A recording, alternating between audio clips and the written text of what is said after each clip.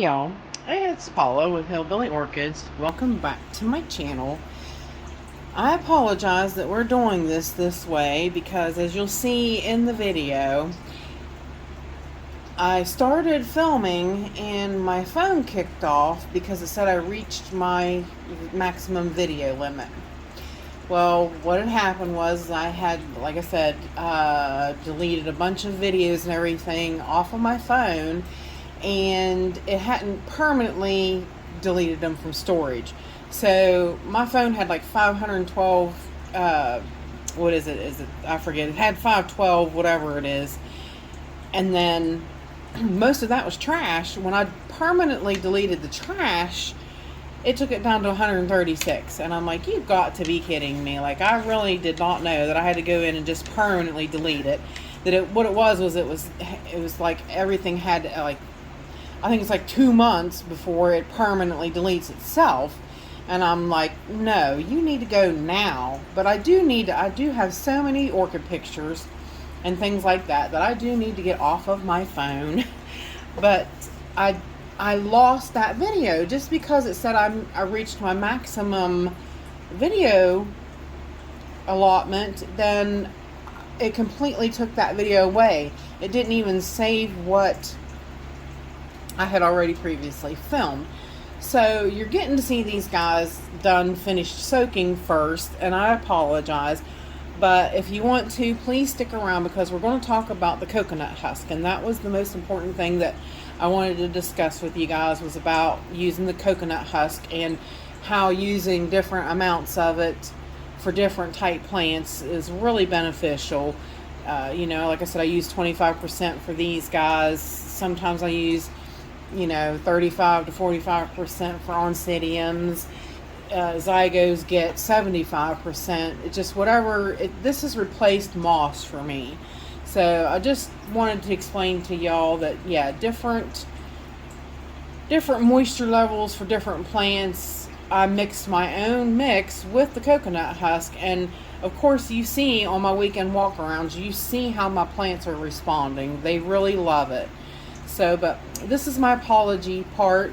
So if you want, please stick around and watch the rest of the video where I unpot these guys and fix them and pot them back up. So with that said, we'll get on to the video, guys. Sorry. Alright, y'all, we are back. Sorry about that.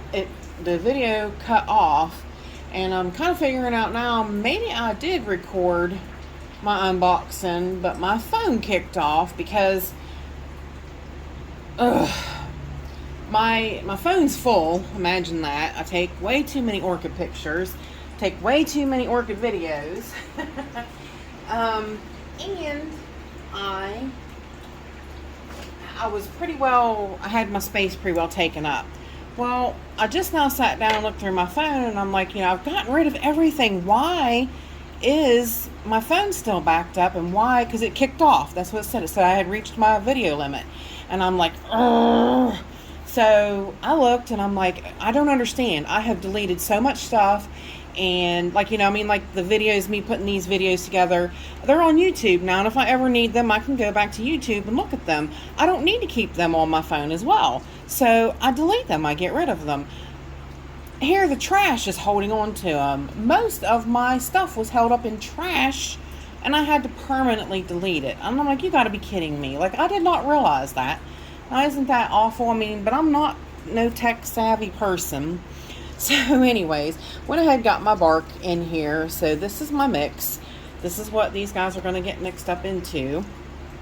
And let's start with this guy, which we got, let me see. That one big thing up there. I've got some Orchid Supply Store pots. These pots here.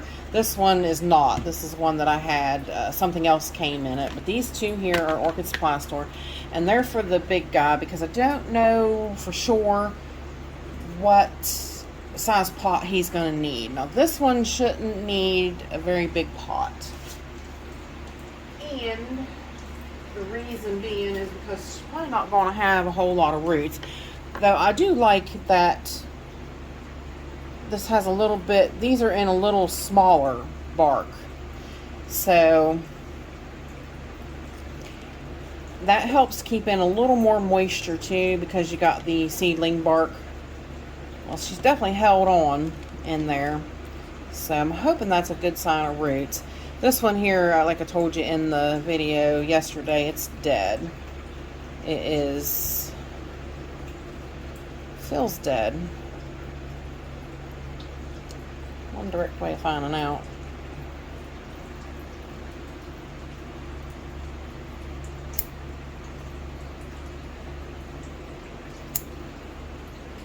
Yeah, dead. I thought it felt definitely spongy. It's definitely not a green root, but she's really, I heard something pop there when I squeezed. She definitely got a hold of the pot, which is not a bad thing. Good roots is what we want.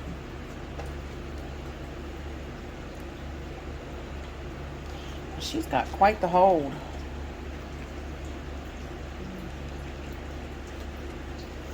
I didn't soak her because I soaked her yesterday, so I didn't think she'd still be so securely stuck to the pot as she is, but she really is.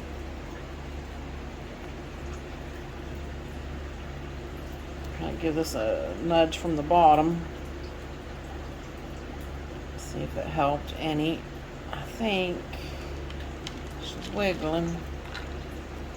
Oh, she looks like there's a little, maybe tree fern too. So you know what? I'm going to do a little bit different of a mix for this one. Since it has been in such a moisture retentive media, because it's a seedling, I can understand that. I'm going to go with a different mix for her. We got pretty good roots. This one definitely no, because it gave way.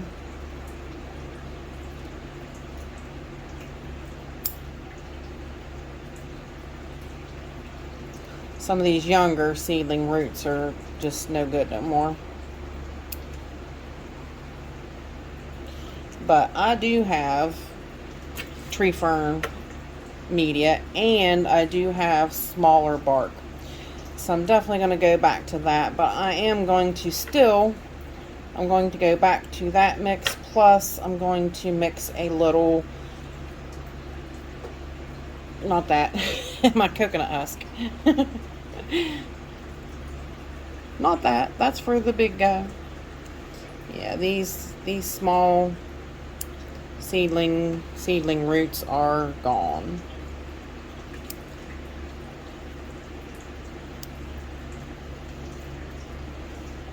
Yeah, I wasn't thinking at all that it would maybe be in a.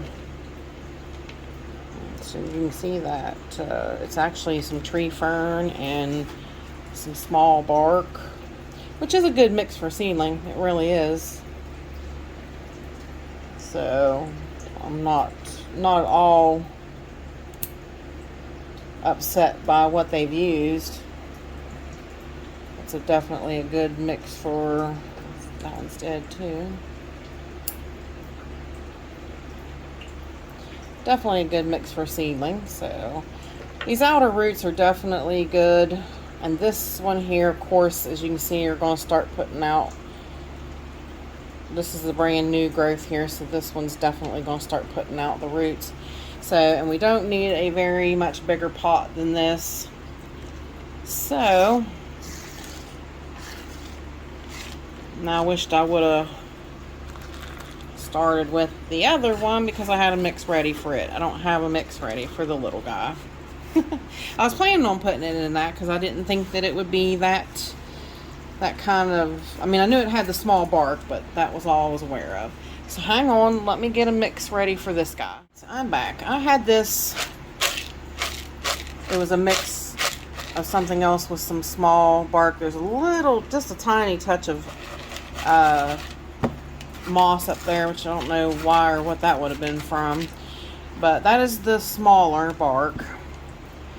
And I'm going to go with some of the smaller pieces of husk. Try not to get too,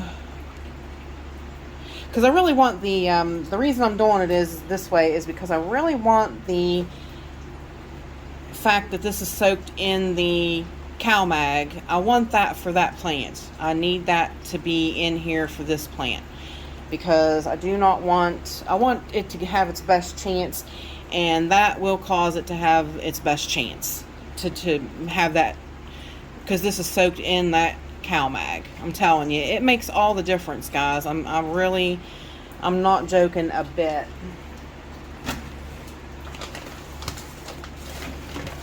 I mean, if you put it in there straight, not treated, you know, it could have high salt content, which could be really bad for the roots. And it doesn't have there's nothing in it. The only thing it's doing is holding moisture. And there is the tree fern. So I'm going to mix that in there. So the only thing, you know, if you're not using it treated, then the only thing it's doing is just supplying moisture, holding moisture, which, I mean, it's not a bad thing per se, but it ain't.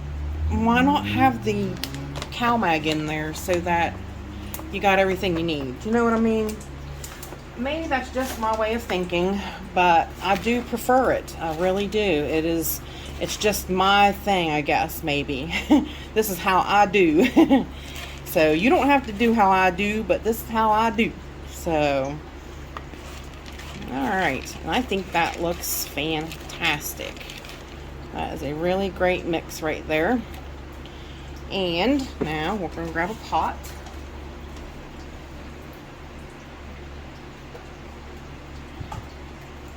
Now, that was in a square pot, which this, if you look technically, this one's not that much bigger, but this is just a 3-inch pot from the Orchid Supply Store. This is a great Orchid Supply Store pot. And these outside roots are now going to be inside roots. So we're going to get it situated in there. We're going to give it the more growing space to the back side of the pot. Just remember, this one is the new growth right here.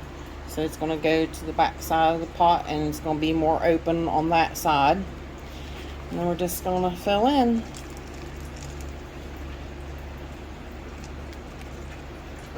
This plant should, I hope, take off. This one, like I said, I was a little nervous about it because, you know, the other one, the Cattleya cornet, it died on me. It did not do well. So I was a little nervous about it.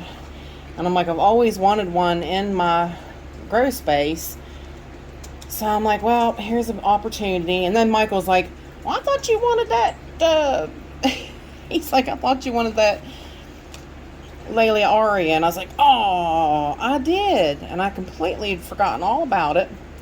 So I went ahead and ordered it. And now I'm mad at myself, which, oh, there's a spoiler alert. Went ahead and ordered it. Now I'm mad at myself because they charged me outlandish shipping. And I'm a little mad. I'm not happy about that. They charged me $25.90 for shipping, and Michael told me they only charged him $13. So I emailed them. I'm like, you know, I mean, what they're either going to tell me or they're not.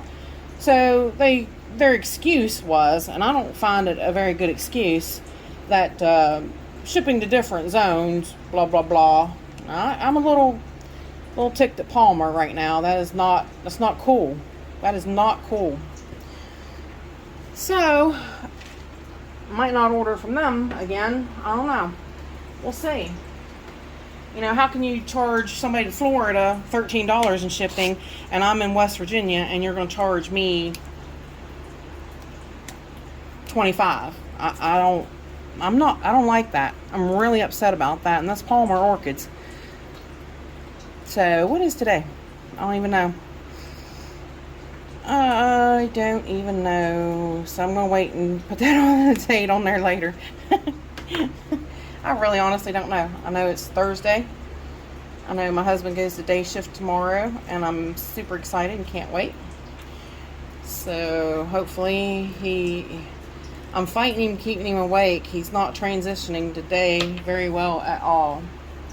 So there's that one done. Now on to the big guy, which I did soak him. He was soaked this morning because I really thought we're going to have an issue with these roots. Of course, this one is not good. This one's dead, so that one's definitely coming off.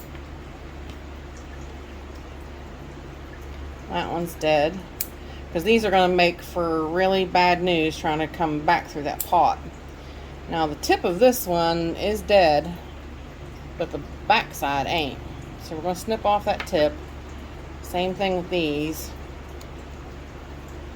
I mean, honestly, if I have to, I'm going to cut this pot, because this is a pot that is not one that I would keep and repot anything in. Most of these out the bottoms are toast anyway.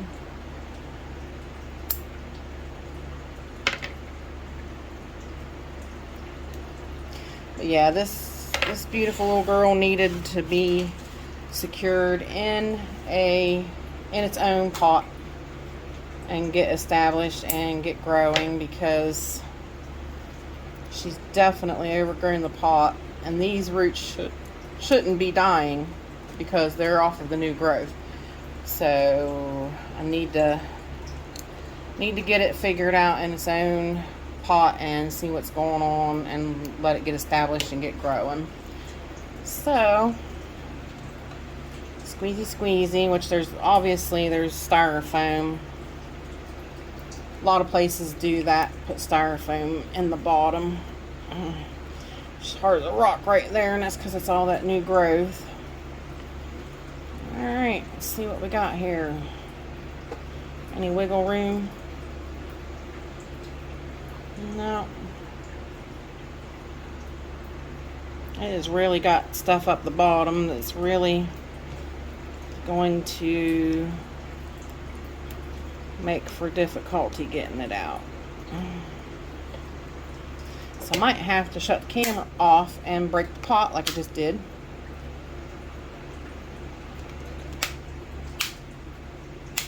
I told you this pot don't mean squat, so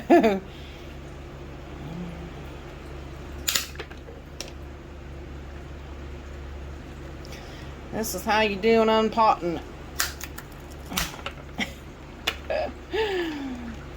That'll work, huh, y'all? That'll get her done. She definitely got, I mean, you know, that's good because she's got good roots. That definitely means we got good roots. So, there you go. Took breaking it to get it off of there, but we did it. Alright, now let's scope her out a little bit. Oops, we're leaning the thing. Get rid of some of these. Yep, you know what, y'all? Hang on. I'm going to soak this for 10 minutes in peroxide. So, I will be back. Alrighty, y'all. I am back. So, there is the cleaned up result. I definitely got her cleaned up. And I took off that little bulb. So, and I'm thrilled with how things look. That looks just fine. That tiny little bulb that was sticking way out here, and I was like, I just yanked it off. So there she is, ready to go in there, and then looks like might have another eye popping there, getting ready to start. So she's going in the 6 inch. Is this 6 inch? I can't remember. I'm trying to look. This is the Orchid Supply Store pot. And I believe it's the 6 inch. I believe it's a 6 inch. So, and she's definitely going towards the back side of the pot because we want extra room to grow out here. So you see that gives her plenty of growth space out the front. But yeah, I really wanted to, these guys needed repotted, and I really wanted to talk about how the husk, you know, just makes such a difference. So, you know, I really recommend giving it a try. And I have videos back in the beginning about how to make it. So, you know, and it's really not that big of a deal, you guys. And it's so worth it for your plants. If you really want your plants to thrive and do great, this is how you do it. This is how you get it done. I mean, since I've started doing it that way, I've never looked back. It's phenomenal. and it works. It really, really works. So I really suggest going back, and like I said, you can get a compressed block of coconut husk off of Amazon, and it lasts quite a while. It's the same. If you go on there and look, it's actually for reptiles. So if you go on and actually look for that, it's I can put a link in my description again, but everything's in that last video. It's an older video I did of how to make the coconut husk. But if you start early one morning, by the next morning you're able to use the coconut husk. So, you know, you just got one day's prepping it, and then it's ready to use. And like I said, I've just never looked back ever since I've done it that way. And my plants have just thrived. And like I said, this Cattleya, you know, yeah, normally you would put it in, you could still do it that way. You could put it in straight bark. But it's just not enough moisture, and you'd wind up having to really water this plant a lot in order to, you know, because depending upon your environment, some places are really dry and some places stay really too dry. So, you know, I find that it's really beneficial for helping to hold a little bit of extra moisture and nutrients in place for these plants to catch on to, use, and grow with. So, and like I said, it all just depends, you know, depends upon what you're planting as to how much coconut husk you use. It's definitely, you know, for zygos I use a lot more husk. For Cattleyas I use like 25% husk to the mixture.